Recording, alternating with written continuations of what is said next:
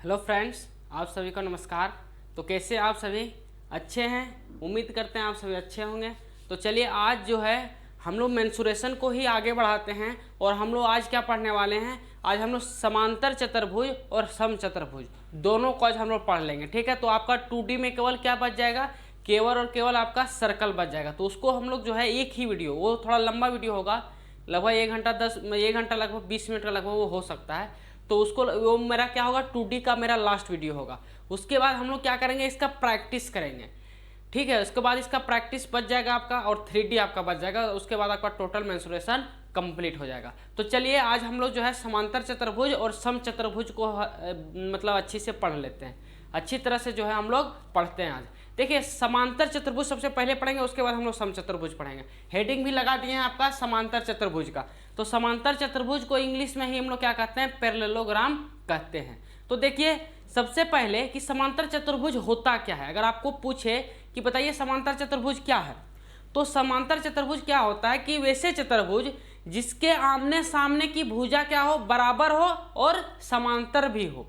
क्या बोलें कि आमने सामने की भुजा बराबर हो और समांतर हो, वैसे चतुर्भुज को क्या कहते हैं, समांतर चतुर्भुज कहते हैं। और इसके जो एंगल होते हैं वो 90 डिग्री नहीं होता है। अगर आप देखेंगे 90 डिग्री अगर होगा तो वो तो आपका आयत हो जाएगा। आयत में भी क्या होता है कि आमने सामने की भुजा और समांतर होता है, लेकिन आयत में क्या होता है, उसके प्रत्येक एंगल 90 डिग्री का होता है और इसका जो एंगल होता है वो 90 डिग्री का एक भी एंगल नहीं होता है। बस आप अंतर बस इतना ही है, बाकी बाद आयत और ये तो लगभग सेम ही है। क्लियर है? देखिएगा आप लोग, देखते हैं समांतर चतुर्भुज पढ़ रहे हैं हम लोग।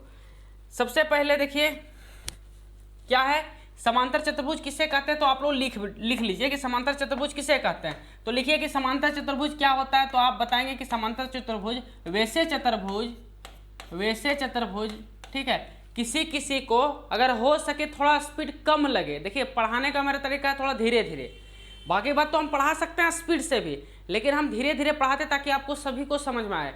अगर किसी को लगे नहीं सर बहुत धीरे पढ़ाते, तो आप क्या करिए कि वहाँ जो है नीचे अब जो वीडियो जहाँ देखते हैं उसके बगल में आपको 3 बिंदु दिखेगा, वहाँ आप क्या करिए, वहाँ थोड़ा स्पीड थोड़ा बढ़ा लीजिए, 2x में देखिए। ठीक है, आपको क्या होगा, रफ्तार जैसे पढ़ाने का जो तरीका, जितना स्पीड से भी पढ़ा रहे हैं, अगर आप 2x में कर लेंगे तो आपका क्या हो जाएगा, स्पीड डबल हो जाएगा। तो आप जल्दी, अर्थात 1 घंटे का वीडियो आप आधा घंटे में ही देख लेंगे। क्लियर है? अगर आपको लगता है जरूरत है तो ही आप करें, अन्यथा आपको समझ में नहीं आएगा। ठीक है, तो देखिए क्या होता है। सबसे पहले लिखिए कि वैसे चतुर्भुज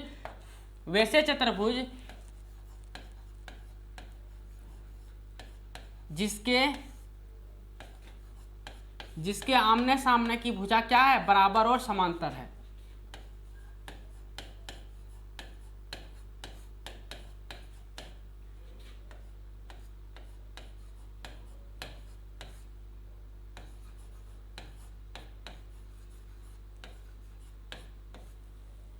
आमने सामने की भुजा बराबर एवं समांतर होता है।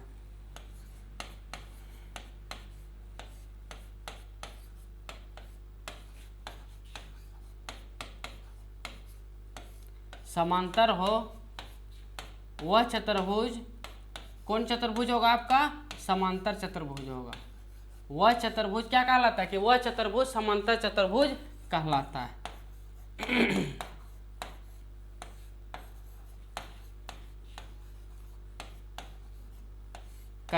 क्लियर है?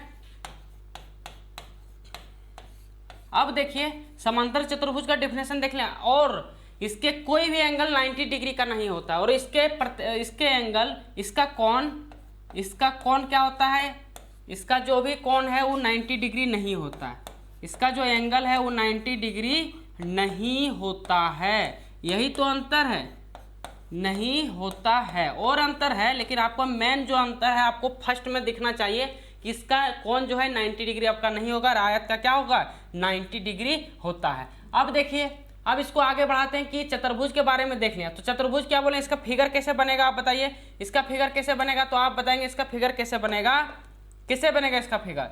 देखिए सबसे पहले क्या है कि बोले कि आमने सामने की भुजा क्या होनी चाहिए, बराबर होने चाहिए। अर्थात आमने सामने की भुजा क्या होना चाहिए, बराबर होना चाहिए और समांतर होना चाहिए। अगर एक इसका नाम लिख देते हैं कि ABCD को एक समांतर चतुर्भुज है, तो ये भुजा, सबसे पहले फिगर तो उतना अच्छा बना नहीं है, तो आप देखिए इसको यहाँ से भी हम फिगर बना सकते हैं। 1 मिनट रुकिए, आपको फिगर एग्जैक्ट ही फिगर बनवा देते हैं।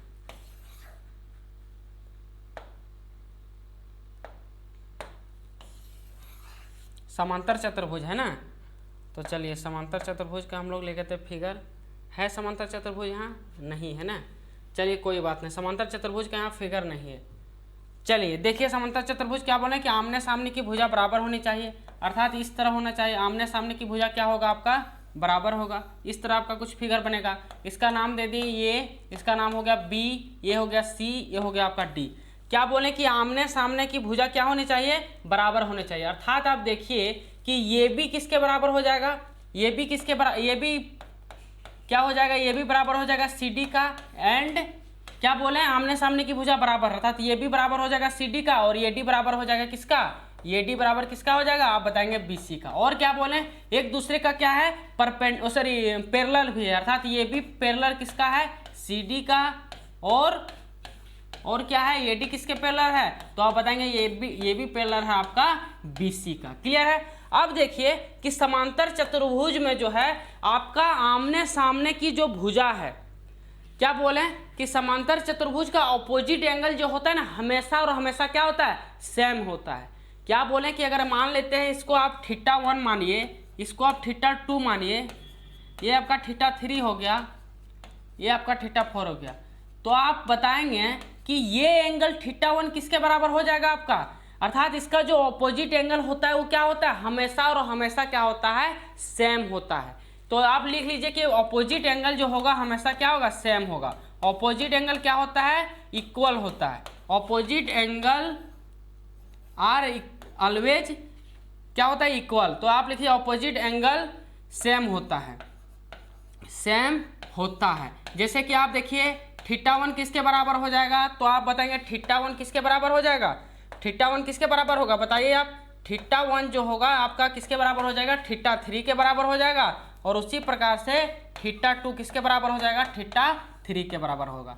और क्या जानना होता है आप इसमें आपको एक चीज बता दें कि इसके जो दो लगातार कोण का योग होता है वो कितना होता है? हमेशा 180 डिग्री होता है। अर्थात दो लगातार कोण का अर्थ क्या हुआ कि अगर Q1 अर्थात θ1 और θ2 का योग कितना होगा? आप बताएंगे 180 डिग्री। θ2 और θ3 का योग कितना होगा? 180 डिग्री। θ3 θ4 अर्थात दो लगातार कोण, तो दो लगातार कोण का योग कितना होता है मेरा? 180 डिग्री होता है। तो आप लिखिए कि समांतर चतुर्भुज के दो लगातार कोणों का योग जो होता है उसका कितना होता है? योग 180 डिग्री होता है। क्लियर है? तो देखिए आप लोग लिख लीजिए, यहाँ जो हो जाएगा आपका क्या हो जाएगा? θ1 प्लस θ2 कितना हो जाएगा आपका? आप बताएंगे 180 डिग्री। तो कुछ भी लिख लीजिए। θ2 और θ3 कितना हो जाएगा आपका? θ2 प्लस θ3 कितना हो जाएगा आपका? 180 डिग्री। अर्थात दो लगातार कोणों का योग कितना होता है? हमेशा 180 डिग्री होता है। तो इतना तो आपको जो है समांतर चतुर्भुज के बेसिक आपको इतना जानना होगा कि सबसे पहले क्या क्या बताएं इसमें। आप देखिए क्या बताएं कि सबसे पहले इसका डिफिनेशन बताएं कि चतुर्भुज क्या होता है, समांतर चतुर्भुज क्या होता है। तो आमने सामने की भुजा बराबर और समांतर हो, इसका कोई भी एंगल 90 डिग्री का नहीं होगा। और क्या बताएं कि इसके जो आमने सामने की भुजा वही लिख दिए कि ये और ये बराबर हो जाएगा और पैरेलल भी होगा, ये और ये बराबर हो जाएगा और पैरेलल भी होगा। और क्या बताएं कि इसके ऑपोजिट एंगल जो होते हैं हमेशा सेम होते हैं, और दो लगातार एंगलों का योग जो होता है वो हमेशा 180 डिग्री होता है। अब देखिए, अब आगे बढ़ते हैं और इसके बारे में कुछ जानते हैं, समांतर चतुर्भुज के बारे में। और आप क्या जानना होगा आपको कि समांतर चतुर्भुज के विकर्ण क्या होता है? विकर्ण क्या बराबर होता है? तो आप बताएंगे नहीं, समांतर चतुर्भुज का जो विकर्ण होगा वो कभी भी इक्वल नहीं होगा। अर्थात आप देखिए कि समांतर चतुर्भुज के अगर मानते हैं कि समांतर चतुर्भुज को समांतर चतुर्भुज है, इस प्रकार से को समांतर चतुर्भुज है, नाम दे दिए इसका, ये नाम इसका क्या दे दिए? ये दे दिए B C और D। इसका विकर्ण क्या होगा? आप बताएंगे एक तो आपका BD हो जाएगा, एक आपका AC हो जाएगा। अर्थात इसका विकर्ण जो होता है कभी भी बराबर नहीं होता है। AC does not equal to आपका हो जाएगा BD। लेकिन अगर आप इसको D1 मानते हैं, अगर इसको आप D1 मानते हैं तो ये आपका कितना हो जाएगा? D2 हो जाएगा। तो जिस प्रकार से हम लोग समलंब चतुर्भुज में पढ़े थे कि दोनों विकर्णों के योग के बराबर, दोनों विकर्णों के स्क्वायर के योग के बराबर क्या होता है? तो क्या होता है? अगर ये कुछ दिया है, मानते कि अगर ये है तो ये भी ये हो जाएगा क्योंकि बराबर है। अगर ये माने B है तो ये भी आपका क्या हो जाएगा? B हो जाएगा। तो D1 का स्क्वायर अर्थात दोनों विकर्णों के स्क्वायर का योग जो होगा वो किसके बराबर होगा? आप बताएंगे ये स्क्वायर प्लस बी स्क्वायर का डबल होता है, अर्थात इसका 2 गुना होता है। तो ये जो है आपको प्रॉपर्टी याद रखना है कि D1 का स्क्वायर प्लस D2 का स्क्वायर किसके बराबर होता है? 2 इंटू ए स्क्वायर प्लस बी स्क्वायर के बराबर होता है। बहुत ही इंपॉर्टेंट आपको कॉन्सेप्ट है, ये आपको याद रखना है। यहाँ से जो है आपको क्वेश्चन जो है डायरेक्ट देखने को मिलेगा। क्लियर है? चलिए, तो आपको जो है इतना कुछ अभी तक हम बता चुके हैं समांतर चतुर्भुज के बारे में। ठीक है, अब देखिए हम लोग आगे बढ़ते हैं और देखते हैं और क्या क्या इसमें आपको जानना है। तो लगभग तो हम लोग इतना जान के चलिए अब हम लोग आगे बढ़ते हैं और देखते हैं आगे क्या आप लोग को जानना होगा। सबसे पहले आप देखिए कि एक समांतर चतुर्भुज फिगर पहले ही बना लेते हैं कि इसका एक समांतर चतुर्भुज का एक फिगर बनाते हैं। समांतर चतुर्भुज ये हो गया, नाम इसका दे दिए ये बी सी और डी दे दिए। इसका विकर्ण हो गया आपका बी डी और आपका क्या हो गया? सी ए हो गया।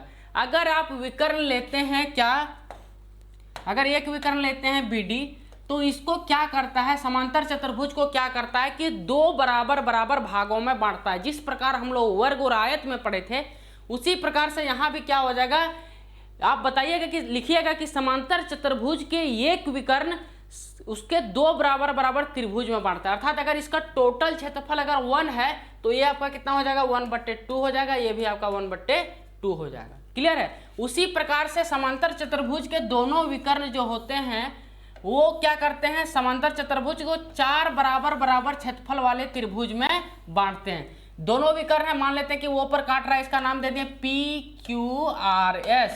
क्या दे दिए नाम?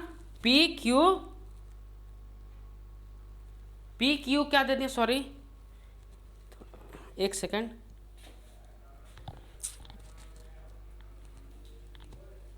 चलिए क्या नाम दे दिए? PQ, क्या नाम दे दिए इसको? PQRS। इसका नाम दे दिए PQR और S। तो यहां देखिएगा कि ये जो दोनों विकर्ण है ना उसको जो है समांतर चतुर्भुज को 4 बराबर बराबर त्रिभुज में वो बांट देता है। अर्थात अगर ये टोटल क्षेत्रफल PQR का क्षेत्रफल अगर 1 है तो ये आपका 1/4 हो जाएगा, ये आपका 1/4 हो जाएगा। अर्थात कितना होगा? 1/4 सबके क्षेत्रफल होगा, अर्थात सभी का क्षेत्रफल क्या हो जाएगा? बराबर होगा। तो आप लिख सकते हैं इसको, अगर आप लिखना चाहें कि समांतर चतुर्भुज के विकर्ण जो है उसको समांतर चतुर्भुज के एक विकर्ण, समांतर चतुर्भुज के एक विकर्ण के एक विकर्ण 2 बराबर बराबर क्षेत्रफल वाले त्रिभुज में बांटते हैं।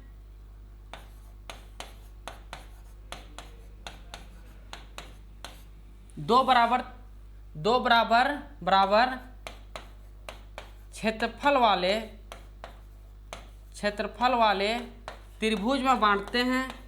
वहीं दोनों विकर्ण जो है 4 बराबर बराबर त्रिभुज में बांटते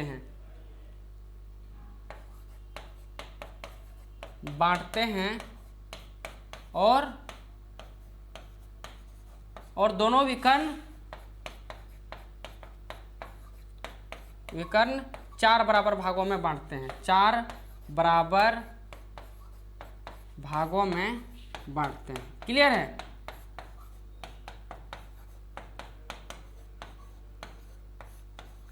तो ये आप लिख सकते हैं। स्क्वायर में भी आपका और रेक्टेंगल में भी आपका यही होता था।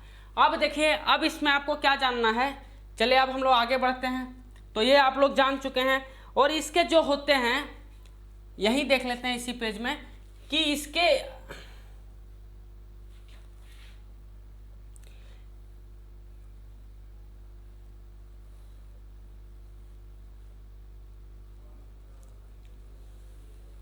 देखिएगा आप लोग क्या बताना चाह रहे हैं कि ये जो होता है समांतर चतुर्भुज, मान लेते हैं कि एक समांतर चतुर्भुज इस प्रकार से है। समांतर चतुर्भुज का एक फिगर बनाते हैं और समांतर चतुर्भुज अगर मान लीजिए कि इसका नाम दे दिया PQR और S, तो समांतर चतुर्भुज का जो दोनों विकर्ण होता है ना वो जो प्रतिच्छेद करता है तो परपेंडिकुलर बाइसेक्ट नहीं करता। कहने का अर्थ क्या हुआ कि जब यहाँ एक दूसरे को जब प्रतिच्छेद कर रहा है तो यहाँ 90 डिग्री का कोण नहीं बनाएगा। क्या नहीं बनाएगा? 90 डिग्री का कोण नहीं बनाएगा। तो आप इसको भी लिख लीजिए कि दोनों विकर्ण जो है परपेंडिकुलर, दोनों विकर्ण परपेंडिकुलर बाइसेक्ट नहीं करता है। यहाँ लिखिएगा कि समांतर चतुर्भुज, यहाँ लिखिएगा समांतर चतुर्भुज के दोनों विकर्ण परपेंडिकुलर बाइसेक्ट नहीं करता है, बाइसेक्ट नहीं करता है। लेकिन अभी हम जब समचतुर्भुज पढ़ाएंगे तो उसमें क्या करेगा, आपका परपेंडिकुलर बाइसेक्ट करेगा। लेकिन समांतर चतुर्भुज में जो है परपेंडिकुलर बाइसेक्ट नहीं करता है। क्लियर है यहाँ तक? नहीं करता है। चलिए अब हम लोग आगे बढ़ते हैं।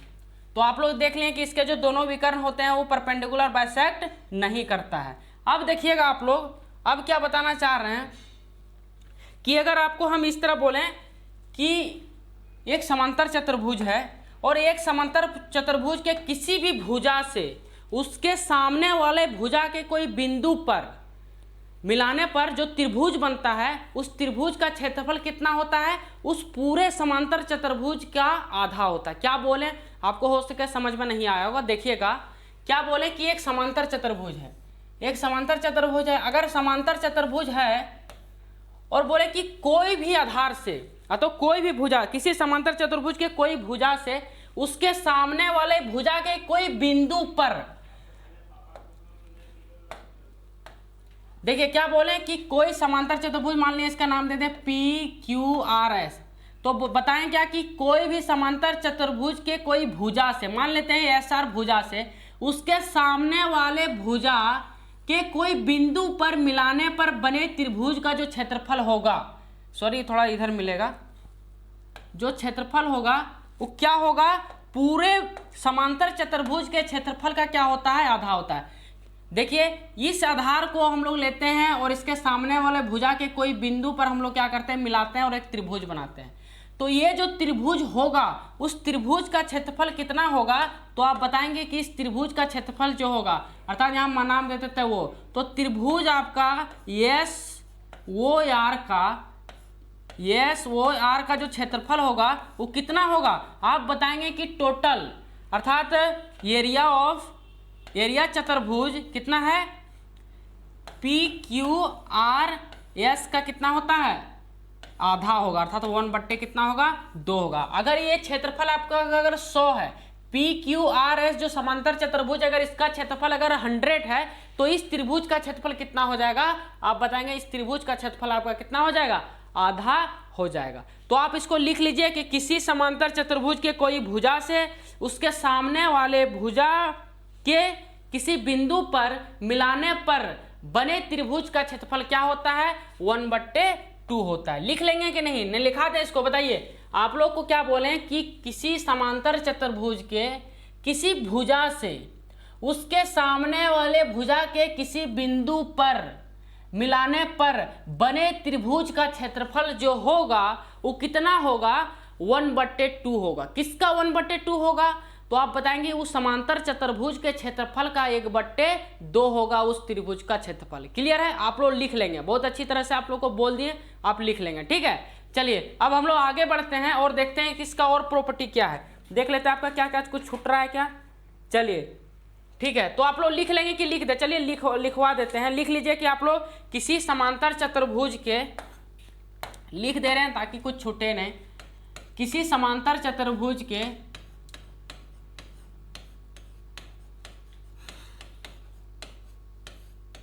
किसी समांतर चतुर्भुज के किसी भुजा से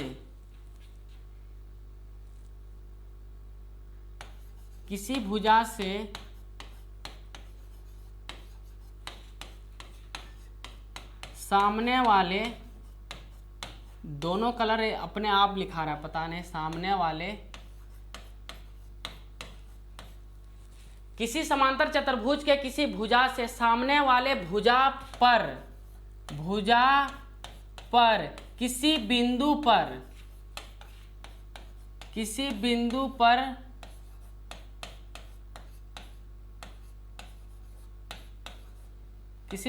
पर मिलाने पर बने त्रिभुज का क्षेत्रफल क्या होता है, मिलाने पर बने त्रिभुज का क्षेत्रफल क्या हो जाएगा, बने त्रिभुज का क्षेत्रफल आपका क्या हो जाएगा, आप बताएंगे क्या हो जाएगा, टोटल समांतर चतुर्भुज के क्षेत्रफल का ये हो जाएगा, टोटल समांतर चतुर्भुज के क्षेत्रफल का क्या हो जाएगा आपका, आधा हो जाएगा। तो क्लियर है, किसी समांतर चतुर्भुज के किसी भुजा से सामने वाले भुजा पर किसी बिंदु पर मिलाने पर बड़े त्रिभुज का क्षेत्रफल क्या हो जाएगा आपका 1/2 इंटू ये जो आपका समांतर चतुर्भुज है उसका आधा हो जाएगा इस त्रिभुज का क्षेत्रफल। क्लियर है, इस त्रिभुज का क्षेत्रफल आपका कितना हो जाएगा, इस टोटल का आपका आधा हो जाएगा। यहाँ तक क्लियर है, आगे बढ़े अब हम लोग, चलिए आगे बढ़ते हैं। क्लियर हो गया होगा, उम्मीद करते हैं कि आपको एक एक चीज समझ में आ रहा होगा। तो आपको देखिए समांतर चतुर्भुज में आपको इतना ज़्यादा कुछ पढ़ना है नहीं, बस इतना जितना आपको अभी बताए हैं बस उतना आप याद रखिए, आपका जो है लगभग क्वेश्चन आपका बन जाए, लगभग नहीं 100% बनेगा। ठीक है, चलिए अब हम लोग पढ़ते हैं समचतुर्भुज के बारे में। क्या पढ़ेंगे अब हम लोग, समचतुर्भुज। तो आप लोग हेडिंग लगा लीजिए समचतुर्भुज का, जिसको हम लोग इंग्लिश में कहते हैं रोम्बस। क्या लगा लेंगे हम लोग, समचतुर्भुज, रोम्बस कहते हैं, जिसको हम लोग हिंदी में क्या कहते हैं, समचतुर्भुज।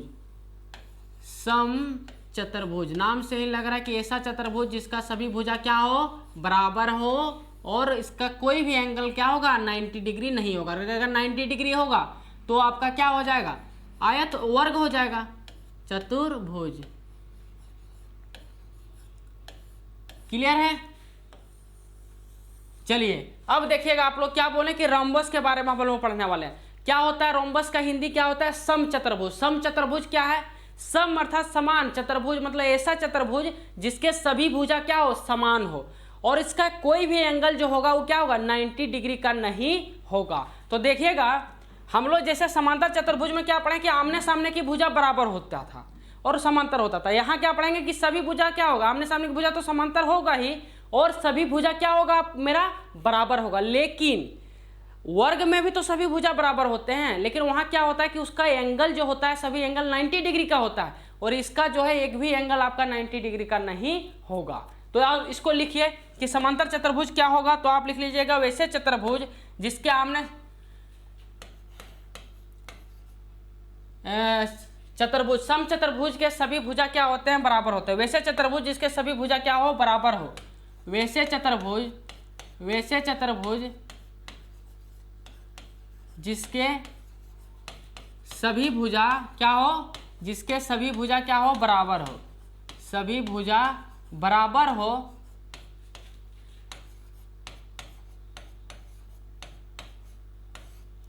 बराबर हो लेकिन, बराबर हो लेकिन इसका एक भी, इसका कोण 90 डिग्री ना हो, नहीं हो, इसका कोण जो है 90 डिग्री नहीं हो। क्लियर है, अर्थात इसका जो कोण, इसका जो प्रत्येक कोण होगा वो 90 डिग्री एक भी नहीं होगा। अर्थात इसको कैसे, इसका फिगर कैसे बनेगा, तो आप बताएंगे कि सभी भुजा समान है, अर्थात इस तरह बनेगा, अर्थात सभी भुजा क्या होगा आपका, बराबर बराबर होगा। इसका नाम ले लेते हैं P Q R और आपका क्या ले लिए, S ले लिए।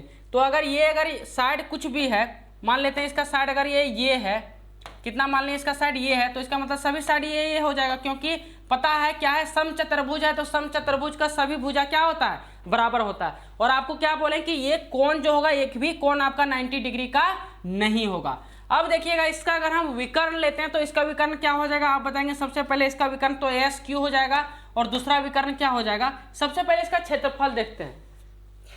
समांतर चतुर्भुज का शायद क्षेत्रफल नहीं बताया क्या, थोड़ा देखने दीजिए, कहाँ चूक गए हैं, समांतर चतुर्भुज का क्षेत्रफल ही नहीं बताया। अच्छा चलिए बता दे रहे हैं आपको, इसके लिए सॉरी, दिमाग में नहीं रहा कि इसका क्षेत्रफल बताएं कि नहीं। देखिएगा नहीं बताए हैं शायद, देख लेते हैं, फिर भी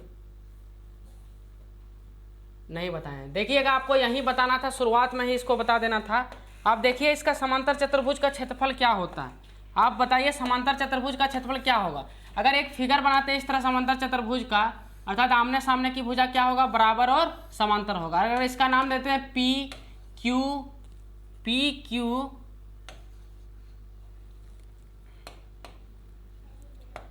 क्या होगा, होती है P Q R S। अगर इसका क्षेत्रफल क्या होगा, अगर यहाँ से आप एक लंब डाल दिए, मान लेते हैं कि इसका लंब जो डालें ये क्या हो जाएगा आपका H हो जाएगा। ये मान लेते हैं कि H1 है, अगर यहाँ से लंब डालें तो ये आपका क्या होगा, ये भी आपका हाइट हो जाएगा, लेकिन ये आपका क्या होगा, H2 होगा, अर्थात दोनों हाइट आपका क्या होगा, अलग अलग होगा।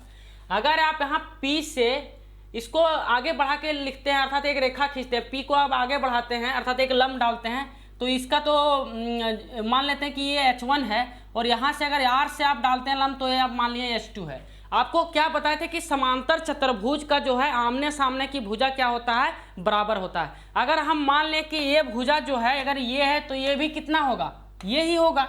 अगर ये है तो ये भी कितना होगा, ये होगा। अगर B है तो ये भी कितना होगा, B होगा। कितना होगा आप बताएंगे, B होगा। अगर ये B है तो ये भी कितना होगा आपका, B ही होगा।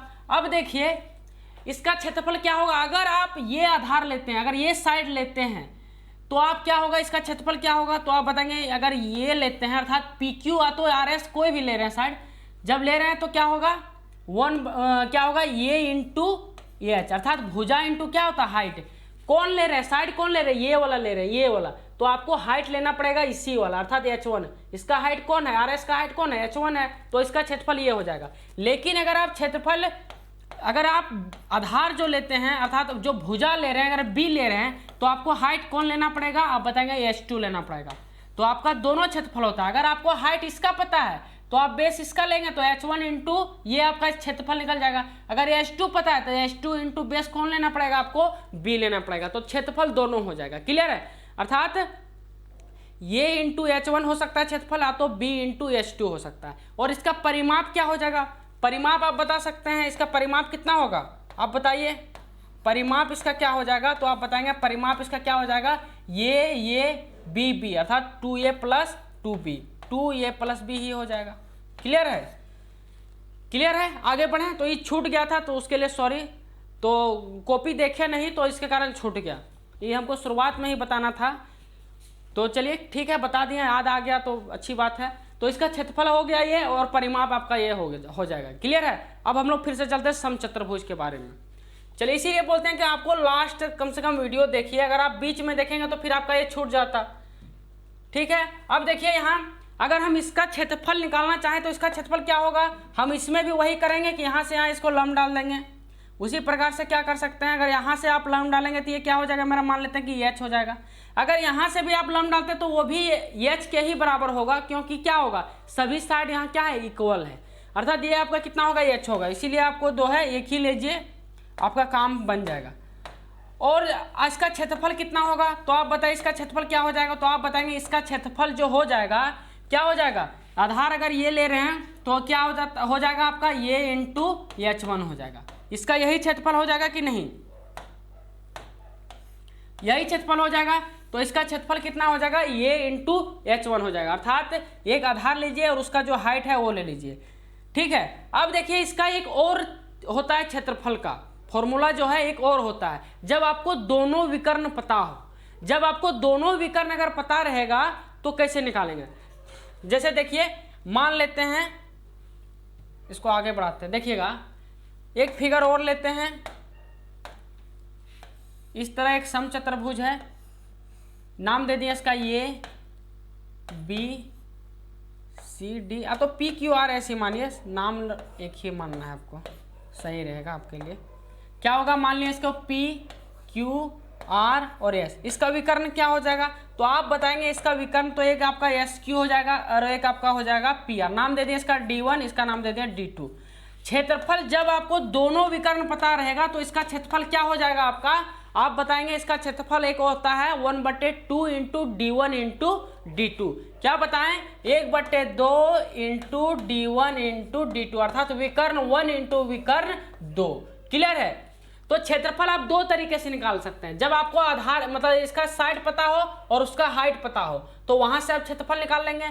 और एक तरीका क्या है, जब आपको दोनों विकर्ण पता हो तो आप यहां से भी क्षेत्रफल निकाल सकते हैं, 1/2 इंटू D1 इंटू D2। इसका परिमाप क्या होगा आप बताइए, परिमाप क्या होगा, तो आप बताएंगे इसका परिमाप क्या होगा, ये है, अगर ये साइड ये है तो ये भी ये होगा, ये भी ये होगा, ये भी ये होगा, क्योंकि चारों बराबर है तो 4A इसका क्या हो जाएगा, परिमाप हो जाएगा। क्लियर है, 4A इसका क्या हो जाएगा, परिमाप हो जाएगा। अब ये देखिए कि इसके दोनों जो विकर्ण होते हैं ना, दोनों विकर्ण क्या होता है, परपेंडिकुलर बाइसेक्ट करते हैं। क्या करते हैं, परपेंडिकुलर एंड इक्वली बाइसेक्ट करते हैं। देखिएगा क्या बोले कि इसके दोनों विकर्ण जो होते हैं वो परपेंडिकुलर एवं इक्वली बाइसेक्ट करते हैं। जैसे ये समांतर समचतुर्भुज है, अगर ये समचतुर्भुज है, नाम दे दिए इसका P Q R और S, तो इसके जो विकर्ण होंगे क्या होंगे, एस क्यू और पी आर होंगे। एस क्यू और क्या होगा, पी आर होगा, S Q and P R होगा। अब देखिएगा कि यहाँ जो बाइसेक्ट कर रहा है, अर्थात दोनों विकर्ण जो बाइसेक्ट कर रहा है, जो एक दूसरे को काट रहा है, वो कैसे काटेगा, 90 डिग्री बनाएगा। अर्थात यहाँ भी आपका 90, हर जगह क्या बनेगा, 90 डिग्री का कोण बनाएगा। तो आप क्या समझे कि इसके जो विकर्ण होते हैं वो एक दूसरे को क्या करते हैं, इक्वली बाइसेक्ट करते हैं एंड परपेंडिकुलरली बाइसेक्ट करते हैं। तो आप लिख लीजिए कि यहाँ क्या होगा, आपका परपेंडिकुलर बाइसेक्ट करेगा। लिख लीजिए, आप सेंटेंस बना के आप लिख लीजिए, बार बार कितना लिखेंगे, टाइम बहुत लग रहा है। और क्या करता है, इक्वली बाइसेक्ट करता है। इक्वली बाइसेक्ट का मतलब क्या होगा, जो काटता है वो बराबर बराबर काटता है। अगर ये यहाँ से यहाँ अगर 10 है टोटल, तो इधर 5 होगा, ये भी 5 होगा। अगर ये मानते हैं ये अगर आपका क्या है 12 है, तो ये आपका 6 होगा, और आपका कितना होगा, 6 होगा। एक चीज और बता दें कि समचतुर्भुज का भी विकर्ण जो है बराबर नहीं होता है। अर्थात अगर D1 does not equal to D2, D1 जो होगा आपका डज नॉट इक्वल टू, अर्थात विकर्ण 1 जो है कभी भी आपका विकर्ण 2 के बराबर नहीं होगा। क्लियर है। तो इतना आप लिख लिए कि इसके दोनों विकर्ण जो है परपेंडिकुलर एंड इक्वली बाइसेक्ट करते हैं। इसके दोनों विकर्ण क्या होते हैं, 90 डिग्री के होते हैं। इसका क्षेत्रफल देख लिए, इसका परिमाप देख लिए। और एक चीज देख लीजिए कि अगर समांतर चतुर्भुज है तो इसके एक विकर्ण जो होगा, इसको 2 बराबर भागों में बांटता है, और दोनों विकर्ण क्या है, 4 बराबर भागों में बांटता है। वही जो आप समचतुर्भुज में सभी में देख रहे हैं, उस सभी चतुर्भुज में लगता है। तो ये भी चतुर्भुज है तो इसमें भी लगेगा। क्या बताएं कि इसके एक विकर्ण जो है, अगर कोई समचतुर्भुज है PQRS, तो इसको जो है 2 बराबर भागों में बांटेगा। अर्थात इसका क्षेत्रफल अगर 50 है तो ये 25 होगा, ये भी 25 होगा। और दोनों विकर्ण जो है इसको 4 बराबर भागों में बांटते हैं। अर्थात ये कितना हो जाएगा, अगर 100 है तो आपका 25-25 हो जाएगा। अर्थात अगर टोटल ये है तो 1/4 हो जाएगा। क्लियर है। और कुछ छूट रहा है क्या, और कुछ छूटा आपका, तो आपका लगभग जो है कंप्लीट हो गया है। क्लियर है। तो समचतुर्भुज के बारे में, समांतर चतुर्भुज के बारे में हम लोग जो है दोनों कंप्लीट पढ़ लिए। देखिएगा आप लोग देख लेते हैं, फिर भी कुछ छूटेगा तो फिर से हम बता देंगे। वैसे छूटना तो नहीं चाहिए, बस वही आपका छूटा था। तो देखिए हम लोग पढ़ लिए कि ये जो है इसके विकर्ण जो है परपेंडिकुलर बाइसेक्ट करते हैं और इक्वली बाइसेक्ट करते हैं, और D1 does not equal to D2 होता है। इसके एक विकर्ण जो है 2 बराबर भागों में बांटते हैं, और दोनों विकर्ण जो है 4 बराबर भागों में बांटता है। एक क्वेश्चन दे रहे हैं, आप बताइए इस क्वेश्चन का आंसर कितना होगा। ठीक है, एक क्वेश्चन है आपके सामने, इसका आंसर बताइएगा आप लोग। क्या है कि एक लेते हैं कि एक समचतुर्भुज ले रहे हैं। क्या ले रहे हैं, समचतुर्भुज, जिसका रोम्बस ले रहे हैं। नाम दे दिए इसका PQRS। क्लियर है। हम क्या बोले कि आपका जो विकर्ण है, एक विकर्ण जो है आपका 12 है। कितना है, एक विकर्ण, आपको एक विकर्ण अर्थात एक जो डायगोनल है वो आपको दिए हैं 12 है, 12 मीटर है। और एक साइड जो है आपको कितना दे दिए हैं, देखिएगा 12 नहीं, इसको आप मान लीजिए कितना, हाँ 12 ही मानिए, चलिए ठीक है। आप यहाँ से यहाँ पहले, यहाँ से यहाँ इसको आप मिला दिए, इसको यहाँ से यहाँ मिला दिए। अब जैसे ही आप मिलाएं क्या पता चल गया कि ये जो है परपेंडिकुलर बाइसेक्ट करता है, अर्थात 90 डिग्री का कोण बनाएगा। और आपको क्या दे दिए हैं कि एक विकर्ण जो है आपका, एक विकर्ण कितना है, विकर्ण जो है अर्थात D1 का मान हम दे दिए। D1 मतलब कोई भी आप मानिए, कितना दिया है, 12 मीटर आपको दे दिया है। और एक साइड भी आपको दे दिया गया है कि एक साइड आपका कितना है, तो आप बताएंगे एक साइड जो है आपका दे दिया है 10 दिया है। तो बताइए इस त्रिभुज का क्षेत्रफल कितना होगा, सॉरी इस समचतुर्भुज का क्षेत्रफल कितना होगा। क्या आप निकाल पाएंगे, इजिली निकाल लेंगे। क्या बोले कि एक विकर्ण आपको दिया है 12 मीटर का, कौन विकर्ण है, दोनों में कोई भी हो सकता है। एक विकर्ण आपको दिया है 12 मीटर का, और बोला क्या है कि इसका साइड आपका 10 है। अब देखिए साइड अगर 10 है तो आपको 2 चीज चाहिए, 2 फॉर्मूला इसका होता है क्षेत्रफल निकालने का। एक तो हमको हाइट पता हो, तो हाइट पता होगा तो हम क्या करेंगे, भुजा इंटू हाइट से इंटू कर देंगे तो आपका समचतुर्भुज का क्षेत्रफल निकल जाएगा। दूसरा तरीका क्या होगा कि अगर हमको दोनों विकर्ण पता हो तो हम निकाल सकते हैं कि नहीं। अगर आपको जो है, अब देखिए, हाँ, तो अब क्या कर सकते हैं आप, अगर विकर्ण आपका D1 12 है, मान लेते हैं कि एस क्यू का ही मान अगर 12 है, तो बताइए यस वो का मान कितना होगा, बताइए आप, यस वो का मान कितना होगा। आप बताएंगे अगर टोटल यस क्यू अगर 12 है तो ये 6 हो जाएगा, ये भी 6 हो जाएगा।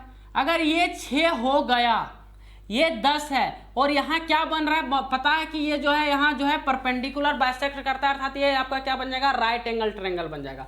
अर्थात 90 डिग्री के सामने वाला क्या होता है, कर्ण होता है कि नहीं। अर्थात ये आपका क्या हो गया, हाइपोटेनस हो गया। ये आपका कुछ भी हो सकता है, लंब या तो आधार कुछ भी हो जाएगा, परपेंडिकुलर या तो बेस कुछ भी हो जाएगा, ठीक है। अगर ये 6 है, ये आपका 10 है, तो ये कितना हो जाएगा, ट्रिपलेट बताइए। अगर ये आपका कर्ण का स्क्वायर माइनस कितना कर सकते हैं, 6 का स्क्वायर करेंगे तो इसका मान नहीं निकल जाएगा, वो आर का मान नहीं निकल जाएगा। आप बताएंगे हाँ निकल जाएगा, तो वो आर का मान कितना निकल जाएगा, 100 माइनस 36 करेंगे कितना हो जाएगा आपका 64। 64 को अगर अंडर रूट हटाते तो आपका कितना निकल जाएगा 8, अर्थात इसका मान कितना आएगा 8 आएगा। अगर इसका मान 8 है तो पी आर का मान कितना होगा, आप बताएंगे कि पी आर का मान जो आपका होगा वो कितना होगा, 16 होगा। अगर पी आर का मान पता चल गया और एस आर का मान हमको पहले से ही पता है 12 है, तो क्या क्षेत्रफल नहीं निकाल लेंगे। आप बताएंगे क्षेत्रफल होता है 1 into D1 into D2। D1 आपका 16 है, D2 आपका 12 है, ठीक है। आप D1 और D2 में कंफ्यूज नहीं कीजिएगा, कौन होगा, कोई भी कुछ भी मान लीजिए। तो क्षेत्रफल आपका क्या हो जाएगा, तो आप बताएंगे 2 से भाग करेंगे 8, बराबर कितना होता है, तो आप बताएंगे 96। अर्थात इस जो है इस समचतुर्भुज का जो क्षेत्रफल होगा वो कितना होगा, 96 मीटर स्क्वायर हो जाएगा। क्लियर है। तो इस टाइप का क्वेश्चन अगर आपके सामने आएगा तो क्या आप इजीली बना लेंगे, जरूर बना लेंगे, बहुत ही आसान है। हम जो है इसका क्वेश्चन, तीनों का क्वेश्चन, समलंब का, समांतर चतुर्भुज का और समचतुर्भुज का, तीनों का क्वेश्चन जो है हम लोग एक साथ एक वीडियो में हम लोग कर लेंगे। नॉर्मल क्वेश्चन करेंगे जो एग्जाम में आते हैं, उसके बाद जो अच्छे अच्छे क्वेश्चन बनते हैं उसको हम लोग लास्ट में देखेंगे, ठीक है। तो आज के लिए बस इतना ही। आप लोग को आज अगर अच्छा क्लास लगा होगा तो लाइक जरूर कीजिएगा और अपने दोस्त लोग के साथ शेयर जरूर कीजिएगा। तो थैंक यू, आज के लिए बस हम लोग इतना ही रखते हैं। अब मिलते हैं हम लोग फिर अगले क्लास में। थैंक यू, जय हिंद, जय भारत।